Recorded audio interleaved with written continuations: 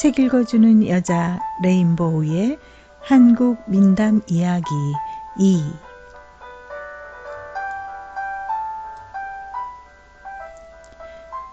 안녕하세요. 책 읽어주는 여자 레인보우가 한국의 민담 두 번째 이야기로 여러분께 인사드립니다. 이번에 소개해드릴 민담 이야기는 지혜와 유머가 있는 내용으로 소개해드리려 합니다. 지팡이와 괴짝과 피리, 원숭이와 족제비의 자식 사랑, 노루 동생, 소금 장수와 여인의 곡소리, 세 딸의 첫날 밤, 엉뚱한 시집기, 이렇게 6편을 읽어드리겠습니다. 첫 번째 이야기, 지팡이와 괴짝과 피리입니다. 구독, 좋아요, 알림 설정 꼭 부탁드립니다. 구독, 좋아요, 알림 설정은 저에게 큰 힘이 되어 준답니다. 지팡이와 괴짝과 피리. 옛날에 아들만 삼형제를 둔 노인이 세상을 떠났다. 노인에게는 많은 재산이 있었지만 죽기 전에 모든 재산을 헐벗고 굶주린 사람들에게 나누어 주었다. 결국 노인이 세상을 떠났을 때는 남은 재산이 하나도 없게 되었다. 오죽하면 살 집마저 가난한 사람에게 주어버려 삼형제는 기거할 곳마저 잃게 되었다. 노인은 죽기 전에 아들 셋을 불러놓고 이런 유언을 했다. 얘들아, 나를 원망하지 말아라. 너희들은 아직 젊으니 무슨 일을 하건 먹고 살 수야 있지 않겠니? 그래도 너희들에게 유산 한 가지씩은 물려줄 테니 소중히 간직하도록 해라. 삼형제는 그 말을 듣고 매우 기뻐했다. 그래도 아버지께서 우리들에게 물려줄 재산은 남겨놓으셨구나. 정말 다행이야. 하지만 세 아들은 곧 실망에 빠지고 말았다.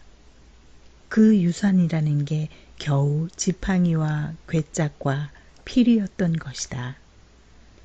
아버지는 큰아들에게는 지팡이를, 둘째 아들에게는 괴짝을, 그리고 막내에게는 피리를 준 뒤 눈을 감았다. 아버지의 장례를 치른 뒤 한자리에 모인 삼형제는 앞으로 살아갈 일이 막막했다. 이제 살 집도 없으니 거지꼴이 되었구나. 그러게 말입니다, 형님. 첫째와 둘째는 한숨을 푹푹 내쉬었다. 어쩔 수 없는 일이 아니겠어요? 이대로 앉아서 굶어 죽느니 차라리 각자 헤어져서 살 길을 찾아보죠. 막내의 말에 두 형은 기운을 차렸다. 그래, 각자 흩어져서 살 방도를 찾은 다음 돈을 벌면 이곳에 다시 모여 함께 살도록 하자. 그래도 아버지께서 우리들에게 한 가지씩의 유산을 물려주셨으니 그걸 가지고 떠나도록 하자. 그렇게 약속을 한 뒤 세 형제는 각자 길을 떠났다. 큰아들은 지팡이 하나를 달랑 들고 무작정 길을 따라 걸었다. 뚜렷한 목적지도 없었기 때문에 길을 가다가 날이 어두우면 나무 아래에서 잠을 자고 배가 고프면 산 열매를 따먹거나 남의 집에서 구걸을 하여 허기를 달랬다. 어느 날 큰아들은 날이 어두워져 풀이 무성하게 자란 무덤 옆에서 덤불을 뒤집어 쓰고 잠을 자기로 했다. 그런데 막 잠이 들 무렵 어디선가 부스럭거리는 소리가 들렸다. 처음에는 그냥 작은 짐승들이 지나가는 소리겠거니 하고 대수롭지 않게 여겼는데 그 소리는 이내 그치지 않았다. 이상히 여긴 큰아들은 살며시 고개를 들어 주위를 살폈다. 그랬더니 이게 웬일인가? 여우 한 마리가 무덤을 파헤치고 있는 게 아닌가? 큰아들은 어떻게 하나 하고 여우를 계속 지켜보았다. 이윽고 무덤을 다 파헤친 여우는 해골 하나를 들고 나와 자기 얼굴에 뒤집어 썼다. 그런 다음 제주를 몇 번 넘으니 눈 깜짝할 사이에 노파로 변신을 하는 것이었다. 그리고 날이 밝자 노파로 변신한 여우는 마을로 내려가는 것이었다. 큰아들은 노파의 뒤를 살금살금 따라가 보았다. 한참 걸어가다 노파는 어느 잔칫집으로 들어갔다. 마침 그 집에서는 갓 결혼한 새신랑을 맞이하는 잔치를 벌이고 있었다. 큰아들도 노파를 따라 그 집으로 들어갔다. 아이고, 어서 오세요. 감나무골 할머니 아니세요? 신부 어머니는 반갑게 노파를 맞이했다. 노파는 신부 옆자리에 앉아 새로 차린 푸짐한 상을 받았다. 음식을 실컷 먹은 노파는 옆에 있는 신부를 뚫어지게 쳐다보더니 손을 들어 신부의 머리를 쓰다듬었다. 너무 예뻐서 질투가 날 정도야. 어쩜 이렇게 예쁘니? 고맙습니다, 할머니. 그런데 왜 갑자기 이렇게 어지럽지? 그러더니 신부는 그 자리에 그대로 꼬꾸라지는 것이었다. 아니, 얘야, 정신 차려라. 신부 어머니는 눈이 휘둥그레져서 딸을 일으켜 세웠지만 좀채 깨어나질 못했다. 집에 모인 손님들도 신부가 쓰러지자 난리가 났다. 원, 이렇게 몸이 허약해서야 보약이라도 한 첩 지어 먹여야겠군. 노파는 이렇게 말한 뒤 혀를 끌끌 차며 일어서서 밖으로 나가려고 했다. 그때 큰아들이 불쑥 나서서 신부 어머니에게 말했다. 제가 신부를 고쳐보겠습니다. 단 제가 지금부터 하는 행동을 절대 말리지 마십시오. 알겠습니다. 누이신지 모르지만 제발 내 딸 좀 살려주세요. 신부 어머니는 큰아들에게 매달리다시피 하며 애원했다. 한편 노파는 막 대문을 나서고 있다. 큰아들은 황급히 노파에게로 뛰어가 지팡이를 들어 냅다 내리쳤다. 노파는 갑자기 당한 일격에 그대로 쓰러졌다. 아니, 저 사람이 미쳤나? 늙은이를 지팡이로 치다니. 그러나 큰아들은 아랑곳하지 않고 계속 지팡이로 노파를 내리쳤다. 노파는 머리가 터지고 피가 솟구치자 비로소 본래의 모습으로 돌아오기 시작했다. 아니, 저건 여우 아니야? 사람들은 그제야 큰아들의 행동을 이해했다. 그리고 노파가 여우로 변하자 쓰러졌던 신부도 멀쩡하게 깨어났다. 신부 어머니는 큰아들에게 연신절을 하며 고맙다고 인사를 했다. 그리고 돌아갈 때는 돈과 음식을 두둑히 챙겨주었다. 큰아들은 그 돈을 가지고 고향으로 돌아가 땅을 사서 농사를 지으며 살았다. 괴짝을 짊어지고 길을 떠난 둘째 아들 역시 거린 생활이나 다름없이 초라한 나날을 보내고 있었다. 그러던 어느 날이었다. 괴짝을 짊어지고 길을 걷고 있는데 어떤 아가씨가 헐레벌떡 뛰어오고 있었다. 저 좀 살려주세요. 둘째가 돌아보니 아가씨는 옷이 찢어지고 피곤한 기색이 역력했다. 무슨 일이요? 지금 저를 죽이려는 사람들이 쫓아오고 있습니다. 저 좀 숨겨주세요.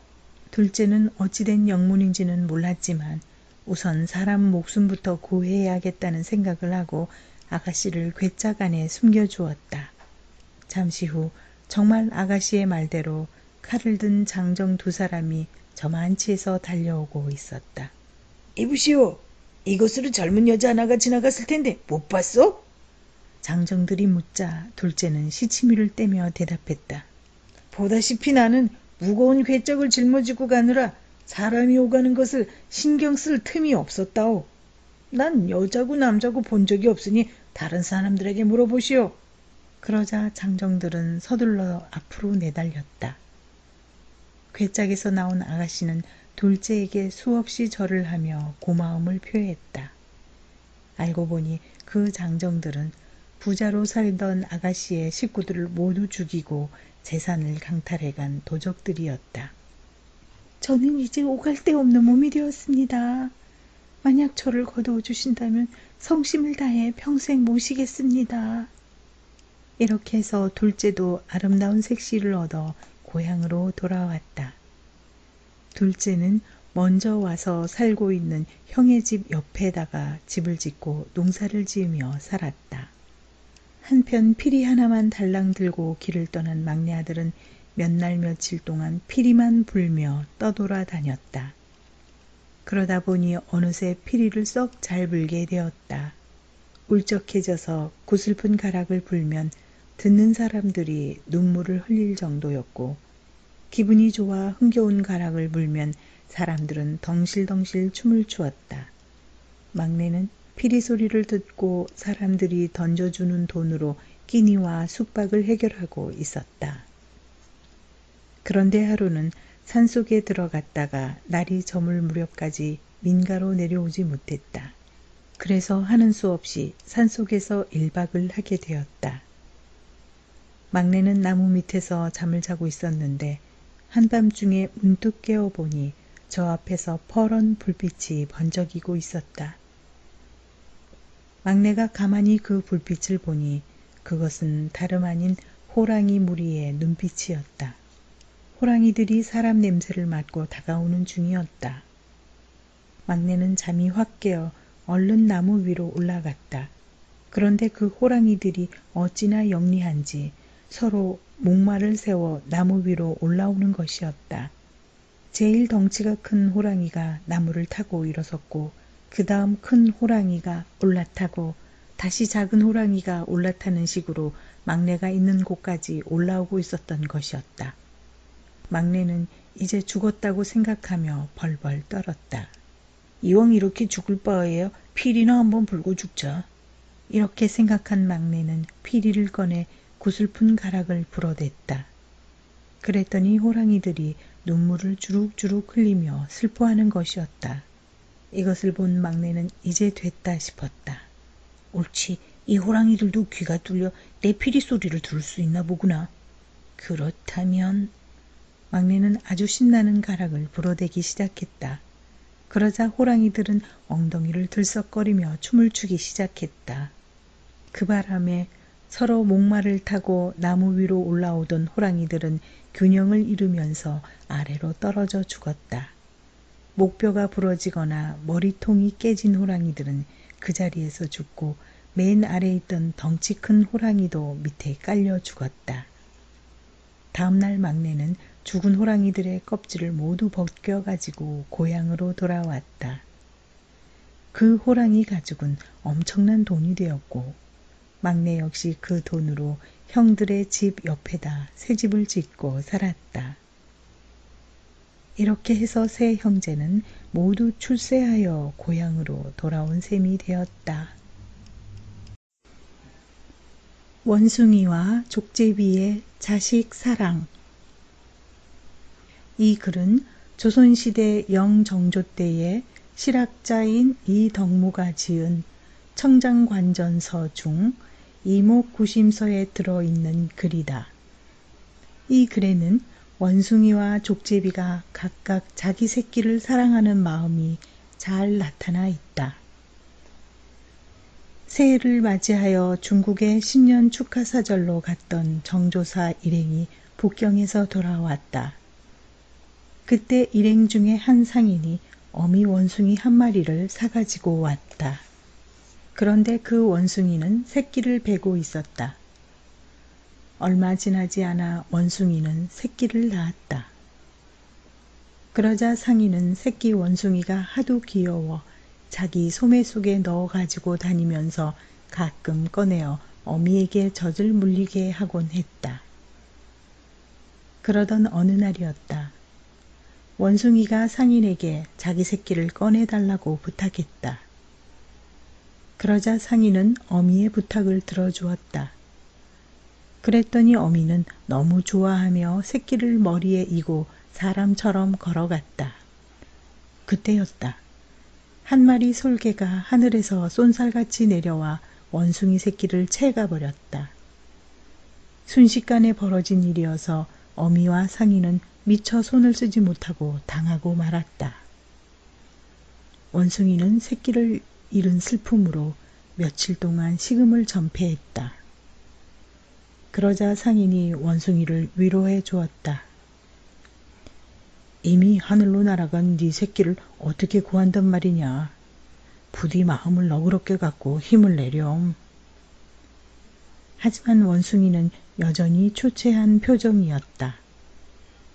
어느 날 원숭이는 문득 닭 한 마리를 잡아 털을 모두 뽑은 뒤 옛날에 그랬던 것처럼 생닭을 머리에 이고 자기 새끼를 채갔던 곳에서 빙빙 돌아다녔다. 그러기를 몇 시간이 지났을 때 마침내 하늘에서 솔개가 나타나더니 닭을 채가려고 아래로 내려왔다. 그때 원숭이는 솔개가 가까이 다가오기를 기다렸다가 자기 머리에 이르자 재빨리 팔을 휘둘러 솔개를 낚아챘다. 원숭이는 땅에 떨어진 솔개를 물어 죽였다. 그런 다음 상인이 잠을 자고 있을 때를 틈타 자기도 목을 메어 죽었다. 얼마나 슬픈 일인가. 진실로 이 원숭이는 짐승이지만 사람이나 다름없다고 하겠다. 이 원숭이는 사람의 수중에 매여 있는 데다가 새끼마저 잃었으니 어찌 죽지 않고 살 수 있었겠는가. 이번에는 족제비의 자식 사랑 이야기다. 어느 해 여름 장맛비가 개자 관청 창고 옆의 족제비 구멍으로 큰 구렁이 한 마리가 기어 들어갔다. 구렁이는 족제비 집에 있던 새끼를 한 입에 삼켜버렸다. 배를 채운 구렁이는 족제비 집에서 나와 느긋하게 뜰에 늘어져 있었다. 이때 어미 족제비 2마리는 새끼를 잃은 슬픔을 억누르며 복수를 준비했다. 어미 2마리는 구렁이 앞에다 번갈아 땅을 파는데 그 길이가 아주 길고 마치 대나무의 홈통 같았다. 어미들은 구렁이를 그 구멍으로 유도할 참이었다. 마침내 구렁이가 천천히 기어서 족제비가 판 땅 구멍으로 들어갔는데 머리에서부터 몸 끝까지 꼭 끼어 빈틈이 없이 들어맞았다. 구멍으로 들어간 구렁이는 몸이 꽉 끼어서 움직이고 싶어도 움직일 수가 없었다. 몸을 뒤집어 보려고 애를 썼지만 뒤집지도 못하고 결국 얼마 안 지나 죽고 말았다. 몸을 움직이지 못하는 구렁이의 머리와 꼬리 양쪽 끝을 족제비 어미 2마리가 깨물어 죽인 것이다.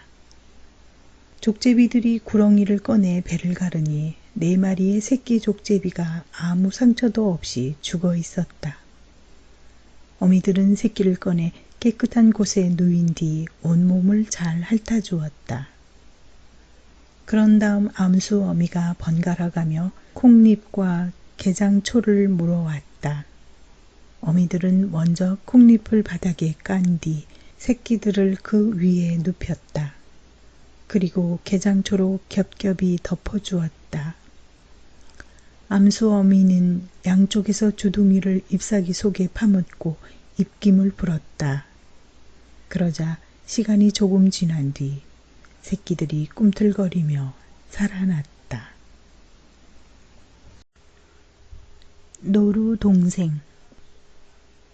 오랜 옛날 물이 아주 귀한 시절이 있었다. 오랫동안 가뭄이 들어 물이란 물은 다 말라붙었다. 그때는 3년에 한 차례씩 비가 내렸는데 사람들은 그 빗물을 받아두었다가 3년씩 먹었다.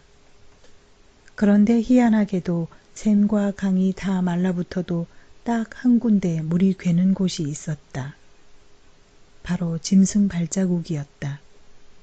그런데 그보다 더욱 기이한 것은 짐승 발자국에 괴는 물을 먹으면 그 짐승이 되어버리는 것이었다.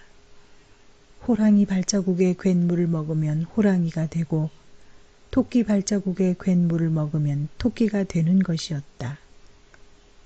그 무렵 어느 산골에 다정한 오누이가 살고 있었다. 2 사람은 부모를 일찍 여의고 오랫동안 둘이서만 살아왔기 때문에 남매 간의 우애가 매우 깊었다. 어느 날 누나는 어린 동생을 데리고 먹을 것을 구하러 산속으로 들어가게 되었다. 온통 가뭄이 들어서 그런지 먹을 만한 것을 구하기가 쉽지 않았다. 하루 종일 헤매다 보니 동생이 목이 마르다며 보채기 시작했다. 누나, 목이 말라 죽겠어. 하지만 강물도 말라붙은 시절인데 깊은 산속에 들어와 어떻게 물을 구할 수 있겠는가. 혹시나 하고 샘물을 찾아보았지만 헛일이었다. 그런데 갈증을 참지 못한 동생이 그만 노루 발자국에 괸 물을 발견하고 그것을 날름 먹어버렸다. 그랬더니 동생은 금방 새끼 노루로 변해버렸다. 누나는 너무 갑자기 당한 상황이라 어쩔 줄 모르며 그저 노루의 목을 껴안고 울기만 했다. 그때였다.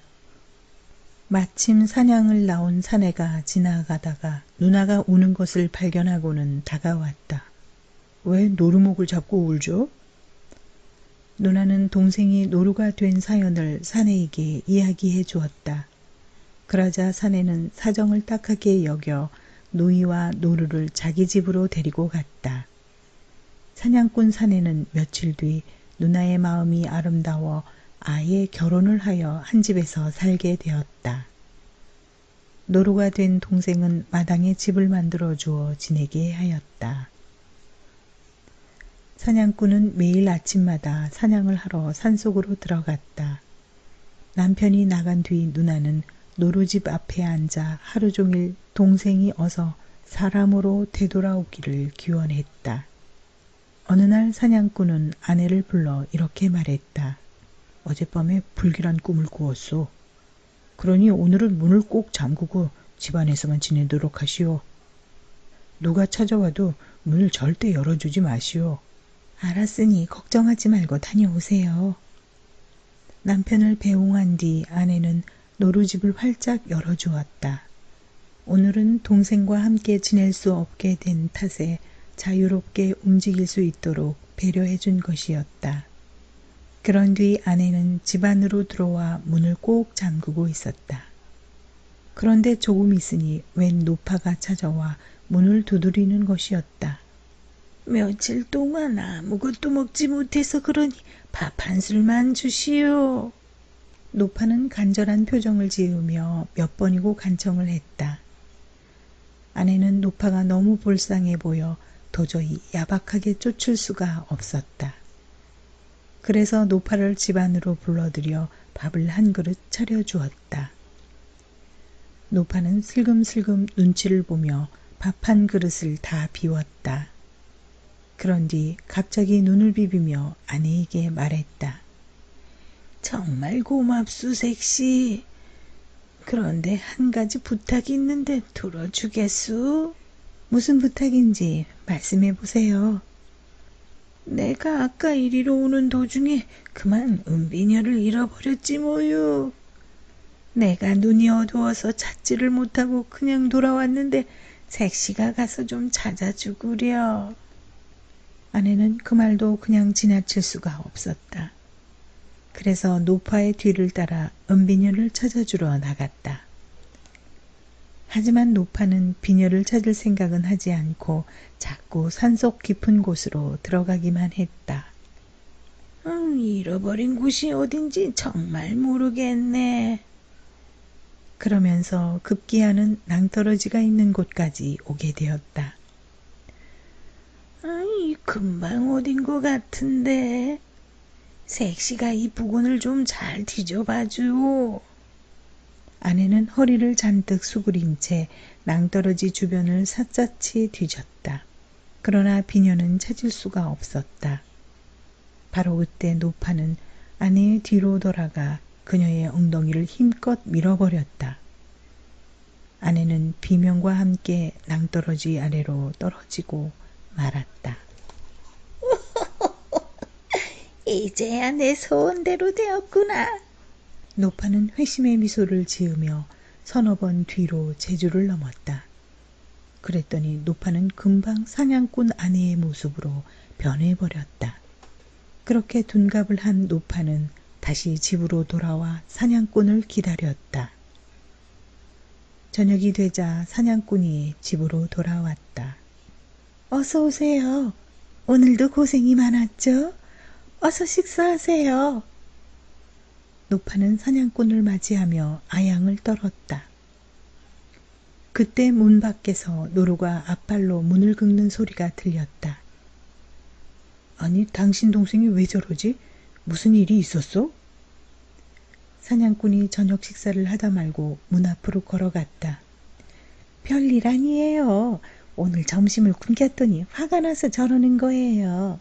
점심을 안 주다니. 지금까지 한 번도 그런 적이 없지 않았소. 당신이 그토록 사랑하는 동생에게 밥을 안 주다니. 당신 머리가 어떻게 된 거 아니오? 저놈의 노루 새끼 때문에 공연히 나만 욕을 먹네. 노파는 작은 소리로 중얼거렸지만 사냥꾼은 그 말을 놓치지 않고 들었다. 아무래도 뭔가 이상하군. 안 하던 욕까지 하고. 사냥꾼은 뭔가 석연치 않은 구석이 있다는 생각을 하고 문을 열었다. 그러자 노루가 집 안으로 급히 뛰어들면서 사냥꾼의 바지를 물어 끌었다. 어디로 가자고 이러니? 그래, 앞장서거라. 사냥꾼은 노루를 앞세우고 뒤를 따라갔다. 노루는 누나가 떨어진 낭떠러지에서 멈춘 뒤 그곳을 서성거렸다. 이상하군. 왜 여기서 서성거리지? 사냥꾼은 낭떠러지 밑을 한번 쳐다보았다. 그랬더니 저 밑으로 하얀 옷을 입은 사람이 쓰러져 있는 것을 발견했다. 저런, 사람이 쓰러져 있잖아. 사냥꾼은 급히 낭떠러지 밑으로 내려가 보았다. 아니, 이게 어떻게 된 일이지? 바닥에 쓰러져 있는 사람은 다름 아닌 자기 부인이었던 것이다. 그리고 뒤따라온 노파도 자기 부인의 모습을 하고 있었기 때문에 사냥꾼은 영문을 몰라 두 여인을 번갈아 가며 쳐다보았다. 그때 노루가 쓰러져 있던 자기 누나의 얼굴을 핥아주었다. 그러자 죽은 줄 알았던 누나가 부스스 눈을 뜨며 일어났다. 내가 왜 여기에 누워있지? 노루는 깨어난 누이가 하도 반가워 누나! 하고 외쳤다. 그런데 어찌된 일인지 그 소리가 사람의 목소리로 들렸다. 누나가 깜짝 놀라 노루를 껴안았다. 네가 이제 말을 하는구나. 누나가 노루를 껴안자 동생이 예전의 모습을 되찾았다. 상황이 갑자기 변하자 노파는 슬금슬금 꽁무니를 뺐다. 이제야 모든 내막을 알겠군. 사냥꾼은 꽁무니를 빼며 달아나는 노파를 향해 활을 쏘았다. 화살을 맞은 노파는 그 자리에 쓰러졌는데 가까이 가서 보니 늙은 여우가 누워 있었다. 이런 일이 있고 난 뒤부터 비가 많이 내리기 시작했다. 그리하여 강물이 흐르고 샘물이 다시 솟았다. 또한 노루 발자국에 괜 물을 먹어도 노루가 되는 일은 다시 없었다. 소금 장수와 여인의 곡소리. 옛날에 젊은 소금 장수가 있었다. 하루는 소금을 짊어지고 팔러 다니다 보니 산중에까지 들어오게 되었고 이미 날이 어둑해져 있었다. 그때 어디선가 여인의 울음소리가 들려왔다. 그 울음소리는 몹시 애절하여 소금 장수의 심금을 울렸다. 이미 날이 어두웠는데 웬 여인의 곡소리가 저리 슬프게 들릴까? 그런데 더욱 이상한 것은 다음날 다시 산중으로 올라와 보니 똑같은 울음소리가 들렸던 것이다. 참 이상한 일이구나. 소금 장수는 한번 그 울음소리가 나는 곳으로 가보자고 생각한 뒤 걸음을 옮겼다. 소금 사료! 소금 사료! 한 걸음씩 옮기며 큰 소리로 외쳤다. 집 앞에 이르자 30쯤 되어 보이는 젊은 여인이 안에서 나왔다. 소금 좀 주세요. 마침 소금이 떨어져 읍내로 가려고 했는데 잘 되었군요. 소금 장수는 젊은 여인에게 소금 한 대를 팔고 말을 걸었다. 한 가지 물어볼 말이 있는데 혹시 이 집에 누가 돌아가셨나요? 네, 실은 제 남편이 그만. 아, 그랬군요. 그런데 어제도 울음소리가 들리던데 왜 장사를 지내지 않고 공만 하십니까? 누추하지만 우선 안으로 드시지요. 여인은 소금 장수가 지낼 방으로 안내한 뒤 밥상을 차려주고 이야기를 시작했다. 죄송한 말씀입니다만 식사를 마치시고 저를 좀 도와주셨으면 합니다만. 어떻게 도와드려야 하는지 하룻밤 신세를 지게 되었으니 기꺼이 도와드리겠습니다. 제 남편은 썩은 새끼로 여물해서 관에 넣지 말고 그냥 맨땅에 묻어달라는 유언을 남겼습니다. 그런데 아무도 장사를 지낼 사람이 없기 때문에 남편이 세상을 등졌어도 빨리 장사를 지낼 수가 없었답니다. 그랬군요. 장사는 제가 도와드리겠습니다. 그런데 원래 염은 3배로 해야 하는데 썩은 새끼줄을 사용하라 하니 이해가 안 되는군요. 그렇긴 하지만 조인 양반의 유언이 그러하니 어찌하겠습니까? 소금 장수는 여인의 말에 따라 어쩔 수 없이 썩은 새끼로 염을 한 뒤 시신을 지게에 지고서 여인을 따라 나섰다. 칠흑 같은 어둠이 산중을 뒤덮고 있어서 앞을 분간하기도 힘들었다. 여인은 얼마쯤 가다가 멈추어 서서 말했다. 이곳이 좋겠습니다. 여기에 남편을 묻지요. 소금 장수는 지게에서 시신을 내려놓고 땅을 파기 시작했다. 어두웠기 때문에 대충 바닥이 고른 곳에 삽을 찔렀다. 그런데 소금 장수는 사방이 캄캄해서 구덩이를 파는 그곳의 옆이 천길 낭떠러지인 줄은 까맣게 모르고 있었다. 구덩이를 다 파자 여인이 소금 장수에게 말했다. 손님께서는 제 남편의 다리를 잡아주시지요. 소금 장수가 시체의 다리를 들고 막 구덩이에 넣으려는데 갑자기 시신이 움찔거리는 느낌이 들었다. 시신이 움직이는 것 같은데요? 소금 장수가 놀라서 여인에게 말하는 순간 아닌 게 아니라 시신이 갑자기 벌떡 일어나며 썩은 새끼줄을 끊어버리는 것이었다. 그리고 다시 살아난 시신은 소금 장수를 낭떠러지로 밀어 떨어뜨리고 말았다.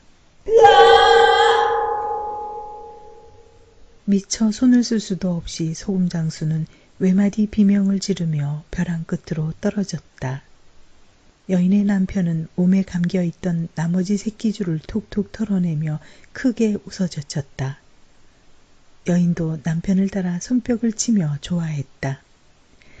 저런 미련한 장사치 같으니 썩은 새끼줄로 염을 하라는 말을 믿다니 정말 어리석은 찐구군. 그러게 말이에요. 여인과 남편은 무엇이 그리 즐거운지 연방 웃으며 좋아했다. 어서 집으로 돌아갑시다. 남편이 여인에게 말했다. 그래요. 빨리 가서 저 얼간이 전대에 돈이 얼마나 들어있는지 봐야겠어요. 아유, 정말 궁금해 죽겠네. 알고 보니 이들 부부는 산중에 들어온 장사꾼들을 유인해 생명을 빼앗고 금품을 털어온 강도들이었다. 한편 벼랑으로 떨어진 소금 장수는 요행이 나뭇가지에 걸려 구사일생으로 목숨만은 구했다. 이 연놈들이 금품을 빼앗는 것으로도 모자라 생사람을 잡아 죽이는구나. 오냐 기다려라. 내가 너희들을 살려두나 봐라. 화가 치민 소금 장수는 복수를 하기 위해 전혀 다른 사람으로 변장을 하고 다시 그 집으로 찾아갔다. 부부는 소금 장수가 묵던 방에서 그의 물건들을 챙기느라 정신이 없었다. 주인장 계시오? 날이 밝을 때까지 묵고 가게 해주실 수 있겠소? 여인이 쪼르르 나왔다. 하지만 그가 소금 장수인지는 알지 못했다. 알겠습니다. 잠시만 기다려 주십시오. 부부는 바쁘게 움직여 방을 비워주었다. 오늘은 아주 운이 좋은 날이군. 두 놈씩이나 걸려들었으니 말이야. 소금 장수가 다시 방에 들어가 눕고 어느 정도 시간이 지나자 또 여인의 곡소리가 들려왔다. 그는 아까처럼 여인을 불러내 까닭을 물었다. 방금 전까지만 해도 멀쩡하던 남편이 급사를 하고 말았지 뭡니까? 그러면서 좀 전과 같은 수법으로 남편의 장사를 치러달라고 부탁했다. 그러나 소금 장수는 이번만큼은 썩은 새끼줄 대신 미리 구해온 튼튼한 새끼줄로 남편을 꽁꽁 묶었다. 그런 줄도 모르고 여인은 소금 장수를 이끌고 낭떠러지가 있는 곳으로 갔다. 소금 장수가 땅을 다 파니 여인은 같은 수법으로 시신의 다리를 잡아달라고 말했다. 그가 시신의 다리를 잡는 순간 남편이 몸을 움찔거렸다. 하지만 이번에는 마음대로 움직일 수가 없었다. 아니, 시신이 움직이다니 이럴 수가. 이건 분명 귀신이 장난을 치는 것이오. 아이고 무서워라. 그러면서 소금 장수는 시신을 세게 밀어버렸다. 순간 남편은 새끼줄에 꽁꽁 묶인 채 벼랑 아래로 떨어졌다. 어머, 안 되는데. 여인은 깜짝 놀라 낭떠러지로 달려갔다. 위험해요. 이리 오시오. 그곳은 낭떠러지란 말이오. 소금 장수가 그렇게 말하는 순간 여인은 발을 헛디뎌 그녀 역시 벼랑 아래로 떨어졌다. 소금 장수는 눈을 감고 나직하게 읊조렸다. 두 사람을 죽일 생각까지는 없었는데 모두 당신들의 운명이려니 생각하시오. 그 후 다시는 산중에서 여인의 곡소리가 들리지 않았다. 새 딸의 첫날 밤. 옛날 어느 마을에 딸 셋을 둔 사람이 살고 있었다. 세 딸은 모두 혼기가 찼지만 아직 시집을 가지 못하고 있었다. 그러던 중 큰딸이 남자를 만나 시집을 가게 되었다. 큰딸이 첫날 밤을 맞이하게 되었다. 풍습대로 신랑은 신부의 옷을 벗기려고 다가갔다. 하지만 큰딸은 너무 부끄러워서 옷을 움켜쥐고 놓지 않았다. 큰딸은 도가 지나쳐 신랑과 밤새도록 옷 때문에 실랑이를 벌였다. 큰딸이 너무 완강하게 버텨 결국 첫날 밤은 싸움만 하다가 날이 새고 말았다. 그러자 신랑은 투덜대며 말했다. 세상에 이렇게 미련스럽고 고집센 여자는 처음 보았네. 이런 여자와 어떻게 평생을 산단 말인가? 그러면서 큰딸을 친정으로 쫓아버렸다. 그리하여 큰딸은 시집에 들어간 지 하루 만에 소박을 맞고 쫓겨났다. 그 일이 있은 지 얼마 뒤에 둘째 딸이 시집을 가게 되었다. 둘째 딸은 언니처럼 소박을 맞지 않으려고 단단히 벼르고 첫날 밤을 맞이했다. 그래서 둘째는 아예 방 밖에서부터 옷을 벗고 신방에 들어갔다. 그러자 방에 있던 신랑은 벌거벗고 들어오는 신부를 보고는 깜짝 놀라서 도망가며 말했다. 알고 보니 이 여자는 너무 색을 밝히네. 이런 여자와 평생 살다가는 골치 아픈 일이 한두 가지가 아니겠는걸. 이리하여 둘째 딸도 소박을 맞고 친정으로 쫓겨왔다.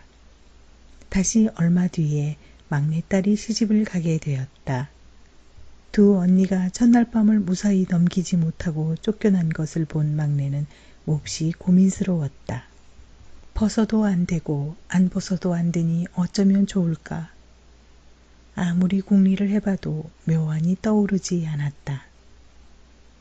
드디어 첫날 밤이 되었다. 막내딸은 그때까지도 묘안을 생각해내지 못해 신방 앞에서 서성거리다가 이렇게 말했다. 서방님, 벗고 들어갈까요? 입고 들어갈까요? 그러자 방 안에 있던 신랑이 문을 박차고 나오며 말했다. 무슨 이런 여자가 다 있다. 그 후로 신랑은 다시 신방으로 들어오지 않았다. 엉뚱한 시 짓기.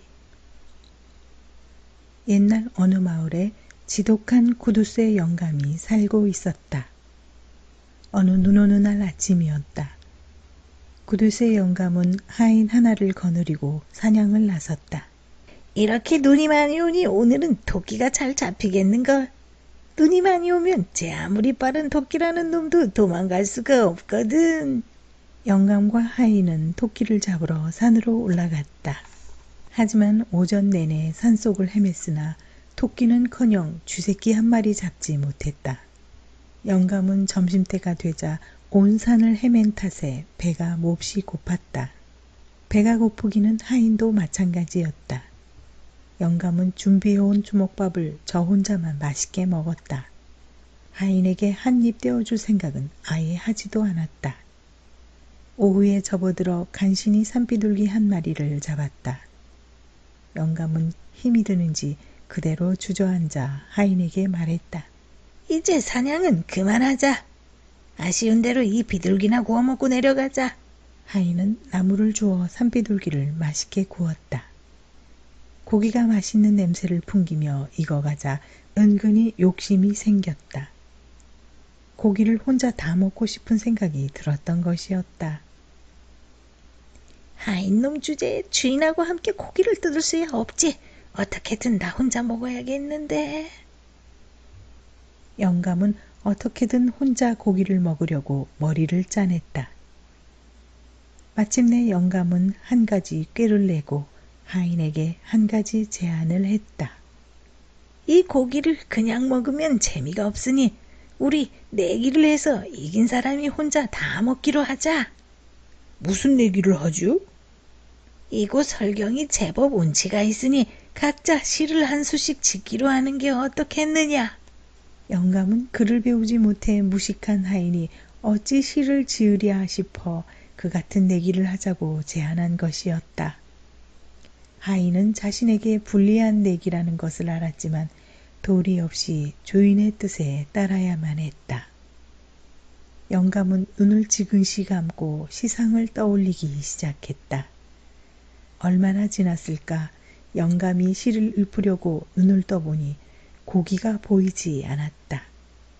영감이 눈을 감고 있는 동안 하인이 고기를 모두 먹어버린 것이었다. 아니 이런 무식한 놈이 있나. 시도 짓지 않고 고기를 혼자 다 먹어버리면 어떡해. 화가 난 영감은 고래고래 소리를 질렀다. 그러자 하인이 입 주변을 소매로 쓱 닦으며 말했다. 지는 벌써 시를 다 지었는걸요. 내까지게 무슨 시를 지었다는 것이냐. 어디 한번 읊어봐라. 하인이 자신이 지은 시를 천천히 읊었다. 아직도 주인 어른은 시를 짓고 계시는구먼요. 고기는 벌써 다 먹었시오. 아, 참 맛있는 고기구먼요. 그것도 시라고 지은 거냐? 영감이 소리치자 하인은 여전히 태연하게 말했다. 시가 별건감요. 그럼 맛있는 고기를 앞에 두고 어떤 시를 지어야 하남요? 그거야. 영감은 마땅히 대답할 말이 없어 얼버무렸다. 자기 꾀에 넘어간 구두쇠 영감은 씁쓸한 표정을 지으며 산을 내려와야 했다.